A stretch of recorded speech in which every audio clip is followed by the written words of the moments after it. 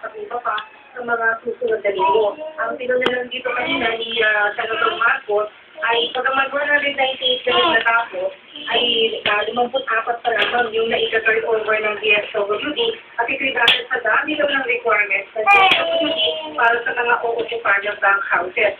Sa ngayon, itinangauupayan sa DSWD ang pagre-rekomenda kung yung mga naipagawa ng bank houses ay padadagdagan pa.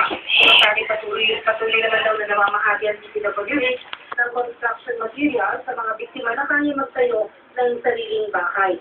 Samantala ay hindi dumating si Secretary P. Lacson na ginagawa natin ng guard sa pagdinig dahil may sakit. Dito pa naman gusto madinig Jowa ni Senator Marcos yung report tungkol sa substandard na bank houses at gusto sinasabi pag-umisyon ng ilang politiko sa pagpapagawa ng mga proyekto at bank houses para sa mga Yolanda survivor. Ang sabi ng CIDG na inatasan o na pinatutulong ni Lacson para mag-investiga doon sa umano'y pang-umisyon ng ilang politiko, wala rin binigay na detalye sa kanila si Lacson. Management na daw ito na hindi lalabas ang mga informasyon tungkol sa ongoing nitong investigasyon.